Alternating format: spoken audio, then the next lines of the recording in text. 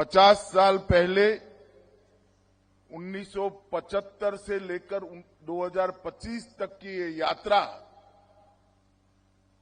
जब भारत की आजादी की शताब्दी होगी तब मुझे विश्वास है कि भारत के स्वाभिमान के पुनर्जागरण के जितने भी प्रयास हुए हैं वो सभी प्रयासों के इतिहास में राजभाषा का नाम स्वर्णिम अक्षरों से अंकित कर दिया जाए। एक समय था जब राजभाषा विभाग की स्थापना हुई। उद्देश्य ये था कि हमारा प्रशासन हमारे देश के नागरिकों की भाषा में चले। देश का एक आम किसान, एक मजदूर, एक छोटा सा बच्चा और बड़े से बड़ा व्यक्ति समझ पाए ऐसी भाषाओं में हमारा प्रशासन चलना चाहिए। और ये लोकतंत्र के मूल उद्देश्यों में शामिल है कि देश का प्रशासन देश के लोगों की भाषा में होना चाहिए। और एक प्रकार से भारत के आत्मसम्मान को जागरूक करने के लिए भी भारतीय भाषाओं का उपयोग प्रशासन में हो, ये बहुत जरूरी था। क्योंकि कोई भी देश अपनी भाषा छोड़कर अपनी संस्कृति, साहित्य, इतिहास और जीवन के संस्कार, समाज जीवन के संस्कार उसको चिरंजीव नहीं रख सकता। कोई भी देश ने अपनी चिति पर चलना है, अपने संस्कृति के आधार पर आगे बढ़ना है, आत्मसम्मान के साथ बढ़ना है, तो वो देश का प्रशासन अपनी भाषाओं में हो, वो बहुत जरूरी है। इस महान उद्देश्य के साथ राजभाषा की शुरुआत हुई और 50 वर्ष की ये यात्रा आज ऐसे मकाम पर आकर खड़ी है कि यहां हमने इसको आगे ले जाने का हमारा प्रयास और आगे ले जाने का हमारा पूरा रास्ता तय करने की जरूरत है। संघर्ष, साधना और संकल्प, ये तीनों के आधार पर ये 50 साल की यात्रा को हमने आज समाप्त किया है।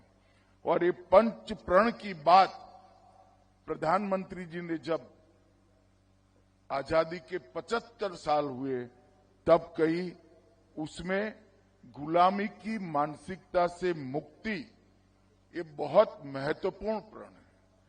और जब तक व्यक्ति अपनी भाषा का गौरव नहीं करता, अपनी अभिव्यक्ति अपनी भाषा में नहीं करता, अपनी सोच, विश्लेषण और निर्णय करने की क्षमता को अपनी भाषा में नहीं गढ़ता, हम गुलामी की भाषा से, गुलामी की मानसिकता से मुक्त नहीं हो सकते। कोई भी भाषा का विरोध नहीं है, किसी भी विदेशी भाषा का विरोध नहीं करना चाहिए,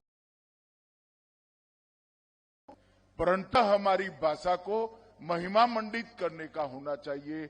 आग्रह हमारी भाषा को बोलने का होना चाहिए, हमारी भाषा में सोचने का करना चाहिए। और पूर्णतः विकसित राष्ट्र की संकल्पना तभी हो सकती है जब विरासत को परिभाषित करने का भाषा एकमात्र माध्यम है, इसका महिमा मंडन हो। जहां तक देश का सवाल है, भाषा सिर्फ संवाद का माध्यम नहीं होती, एक राष्ट्र की आत्मा होती है। हमारी जड़ें, हमारी परंपराएं, हमारा इतिहास, हमारी पहचान और हमारी जीवन संस्कृति, ये सभी भाषा से कटकर आगे नहीं बढ़ा सकते।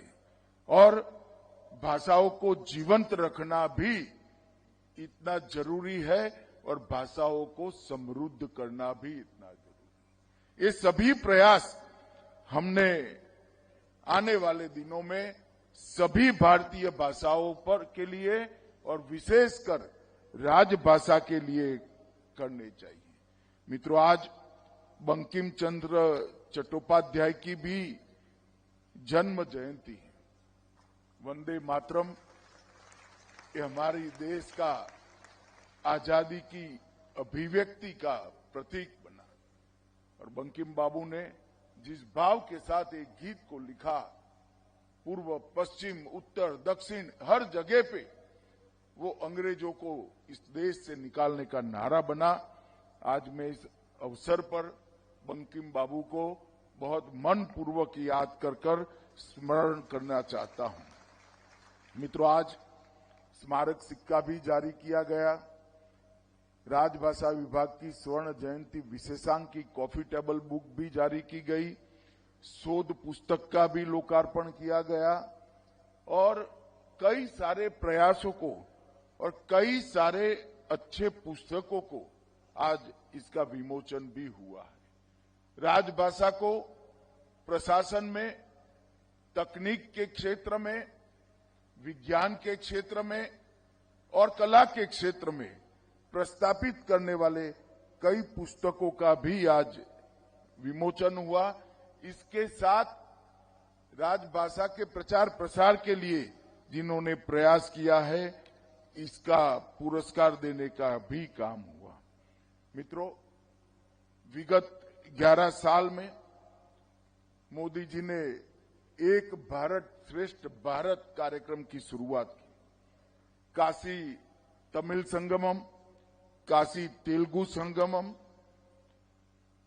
सौराष्ट्र तमिल संगमम, शाश्वत मिथिला महोत्सव और भाषा संगम, इसने एक बहुत अच्छी शुरुआत कर एक मंच प्रदान किया है कि हमारे देश की एकता को हम मजबूत कर पाए।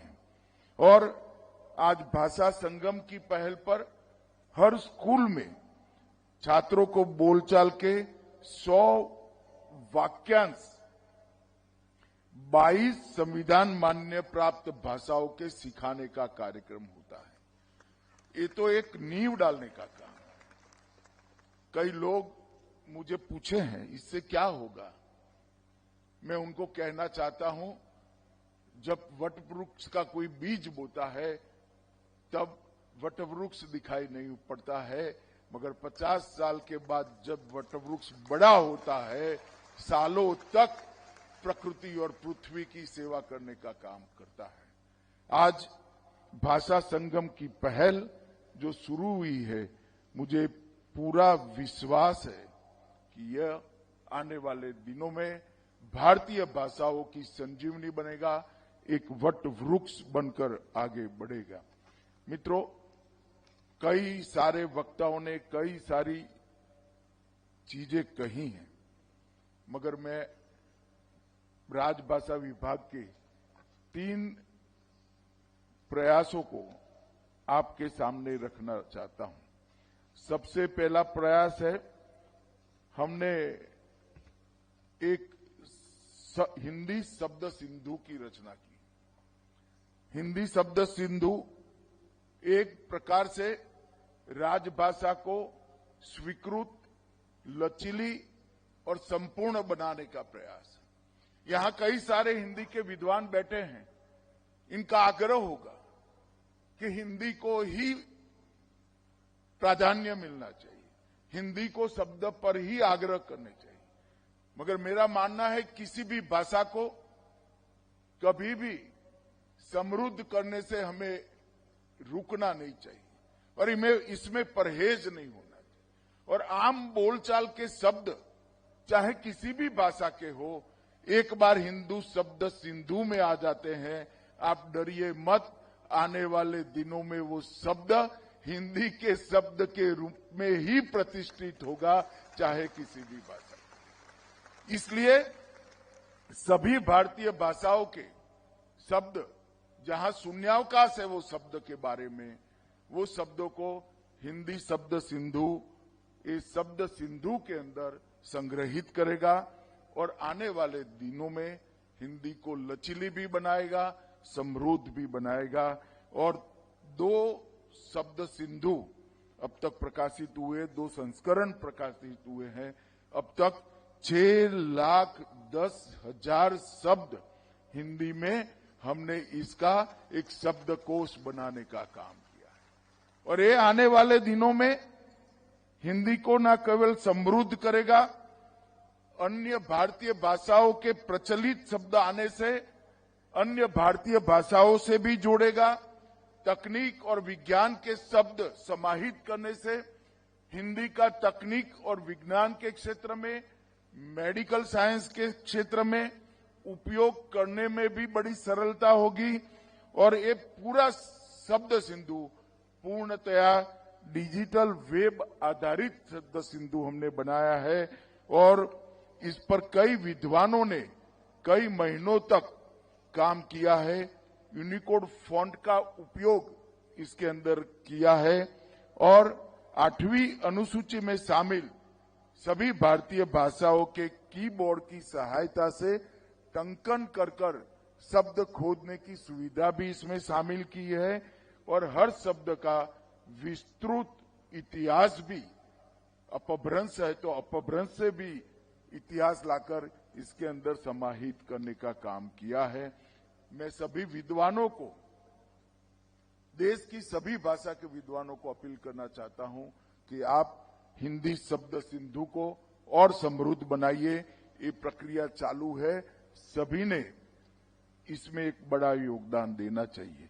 मित्रों, इसके साथ साथ भारतीय भाषा अनुभाग इसी साल राजभाषा विभाग के स्वर्ण जयंती के वर्ष में ही हमने भारतीय भाषा अनुभाग उसकी स्थापना की, क्योंकि मैं मन से मानता हूं कि हिंदी किसी भी भारतीय भाषा की विरोधी हो नहीं सकती।